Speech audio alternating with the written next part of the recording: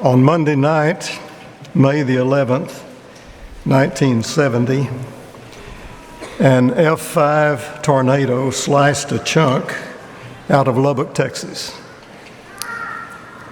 Its half-mile wide, 8-mile long temper tantrum killed 26 people, injured 1,500 more, destroyed 1,040 homes, damaged another 8,876, demolished 10,000 cars and 119 airplanes.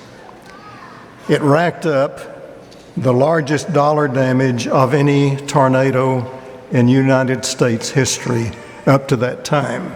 There have been some bigger ones since. There was a charming little neighborhood of modest houses and neatly manicured lawns that was west of downtown Lubbock and east of our church building. And that little patch of ground was reduced to a wasteland of splintered trees, naked concrete foundations, and it all happened in a matter of just a few minutes. It was here on this patch of ground at 1628 9th Street that Gus Niblick had built a small frame house for his new bride 6 decades earlier. And they had lived in this house ever since for 60 years. At the time, Gus was 87 years old and his wife, Mary, was 82. At first light, Harvey Pruitt, who is known to some of you and who happened to be Mary's nephew, started zigzagging through the tangle of debris-filled streets to go and check on this elderly couple, his aunt and his uncle. And the scene was chilling. He became increasingly apprehensive about the outcome of his mission, and rightly so, because when he turned onto 9th Street, his heart sank. Every house on that block was gone, except one. Gus and Mary's little home stood untouched. There wasn't a single shingle that was missing. Harvey went to the door and he knocked and he shouted until his knuckles were bruised and his throat was raw. And finally, a disheveled, sleepy old man, Gus Niblick, opened the door. He and his wife, Mary, had slept through the storm. Gus worked for Western Windmill for his entire adult life. Never made much money. Never in his entire life owned an automobile. He walked to his job every day. I could tell you quite a bit about Gus. I knew him pretty well. But there's one sentence that tells you everything that you need to know about him, and it was read to you a few moments ago. Trust in the Lord with all your heart. That was Gus's mantra. Trust in the Lord with all your heart. His financial resources were meager, but I'm quite certain that there's many a millionaire who would give everything that he has to have the peace of this man's trust-filled heart. I've been asked the question several times, was Gus singled out by God that night for favorable treatment? I don't know the answer to that question. I don't know that he was. I don't know that he wasn't. I do know one thing, that if his little house had been flattened, his faith wouldn't have faltered. That needle would have held steady. Trust in the Lord with all your heart. Storms are unavoidable. We don't call the shots that map the weather. When a hurricane makes landfall, or an earthquake rearranges the furniture, or a tornado hurls bullet speed shards of glass, or we go without electricity and water for a while, we are at the mercy of nature. And we're equally helpless when personal storms waylay us. The adversities that come into your life, whatever they may be, are simply something that is custom made. They have your name on them. No one else suffers exactly the same way. It may be that you simply receive a message that the biopsy was positive, or the message that your son is in the ER, or that the company is downsizing and sorry, but we don't need you anymore, or the divorce is final, or you have COVID. At the end of the services here each Sunday, one of your elders comes to this podium, advises you of some things that you need to know, and things you need to be brought up on, and things that you need to pray about. And every single time, one of the things that is mentioned is hurting people from your number.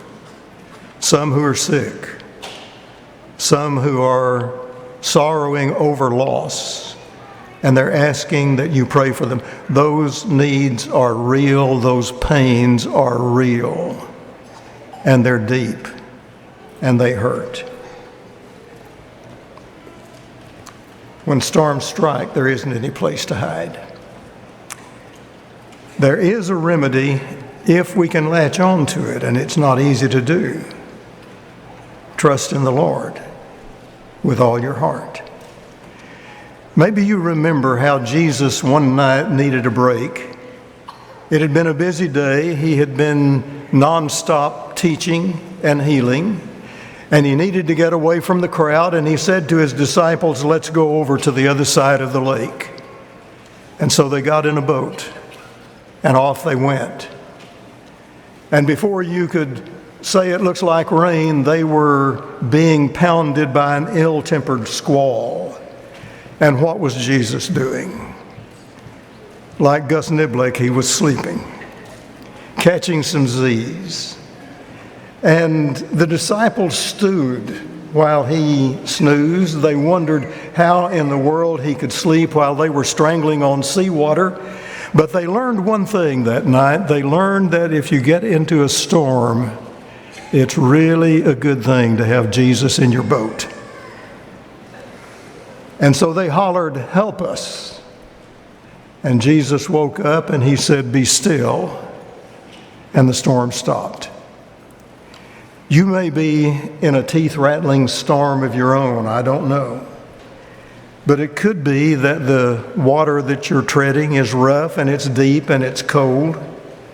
Do your best to make sure that you're in the right boat with the right person. Back in 1974, Richard Nixon resigned as President of the United States rather than face impeachment. Gerald Ford had been serving as the non-elected vice president for 9 months, having replaced Spiro Agnew, who was forced out of office. And now he became the non-elected president, replacing Richard Nixon. The country was in chaos. The pressure was enormous.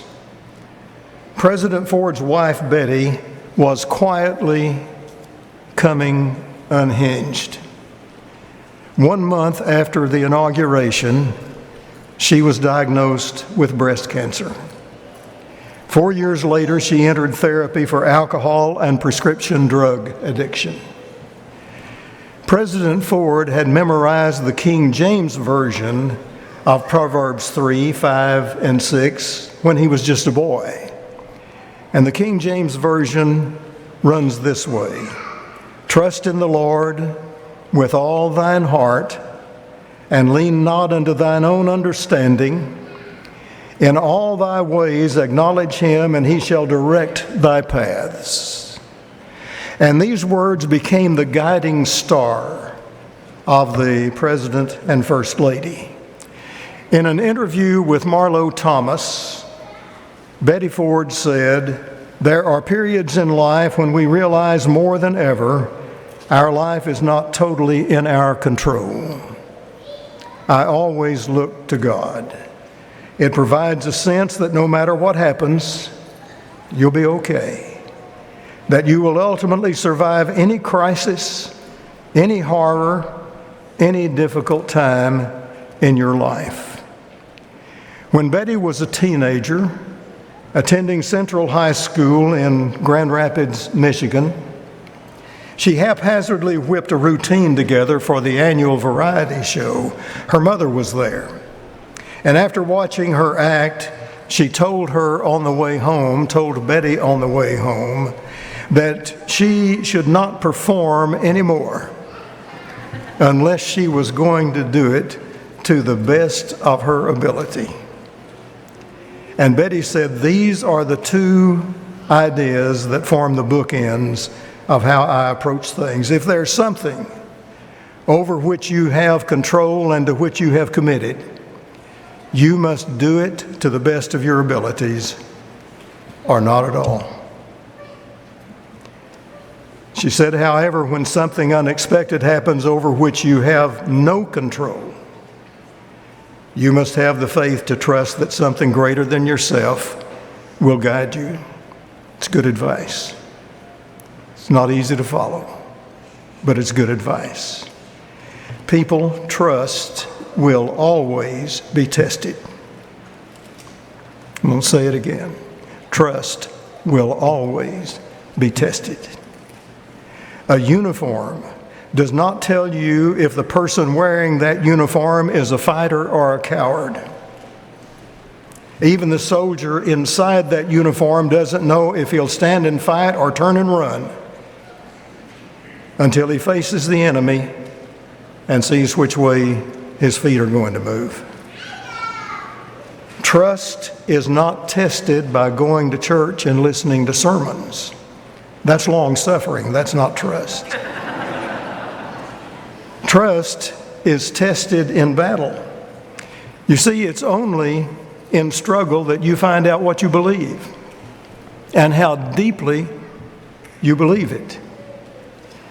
And I can give you an example that you already know about that's as good as an example as you'll ever find. One day, God and Satan met. And God asked Satan, "Where have you been?"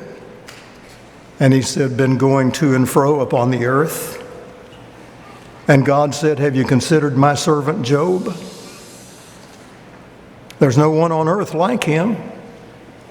He's blameless and upright man who fears God and shuns evil." And Satan, in a sense, said, "Why not? You never let anything bad happen to him. He has a good family, good friends, good health, good job, huge bank balance. You never let anything bad happen to him. Let him get hammered like the poor folks and the sick folks and the hurting folks, and he'll curse you to your face." And then the hammer started falling. He lost his money. He lost his family. He lost his health. He literally lost everything. And when Job surveyed the wreckage of his ruined life, he found out one thing: his trust was bigger than his troubles. You remember some of the troubles that he had other than just losing everything? His friends questioned his integrity. His wife urged him to curse God and die. And in face of all of that, he made this statement: "Though he slay me, yet will I trust him." I don't think that trust has ever stood higher than that. Though he slay me, yet will I trust him. And I think maybe centuries later that Peter's hand trembled a little bit when he jotted a note to his suffering friends and sisters, his brothers and sisters. In that note, he said, "It is necessary for you to endure many trials for a while. These trials," he said, "are only to test your faith." And I have a feeling that maybe a tear splashed on the page that he was writing on when he wrote those words, and he remembered the most painful night of his life, the night that he failed his Savior. Jesus had been with his disciples in the upper room taking the Passover meal. And as they walked away, Jesus said to his disciples, "Tonight you will all desert me." And Peter said, "Not me." Jesus said, "Yes, you. Tonight you'll deny me 3 times. And Peter said, "I won't." He did. He was pounded after Jesus' arrest by 3 statements. "You're one of his disciples. I saw you in the garden with him. Your accent gives you away." And he was scared senseless. And he denied knowing Jesus 3 times. You know, it's pretty easy to sit in church and sing, "I am so glad I learned to trust thee, precious Jesus, Savior, friend. And I know that thou art with me, wilt be with me to the end." It's a beautiful sentiment. But you see, trust isn't tested in the pew. It's tested when the night is dark and cold and lonely and the loss is devastating and the answers are elusive. Trust will be tested. But there's another thing. Trust will be honored. Jesus knows the helplessness and the desertion that you may feel when your world is falling apart. He knows how it feels to pray and wonder if you're being heard. He's been there. That night in the garden, he prayed again 3 times to be delivered from the cup that had been poured for him, to be delivered from what was about to happen to him. And those prayers 3 times were answered with cold silence. Instead of being answered, he was seemingly ignored. A few hours later, he hung on a cross. He was battered. He was bruised. He was bloody. He was dying. Had his trust been misplaced? There were enemies that taunted him that seemed to think so. They said, "He trusts in God. Let God deliver him now if he wants to." And God stayed silent. And then Jesus on that cross said, "My God, why have you forsaken me?" But in his dying breath, he declared his trust. He said, "Father, I entrust my spirit into your hands." And 3 days later, God honored that trust with a spine-tingling, heart-changing, world-changing Sunday. It was Easter. Let's stand and sing.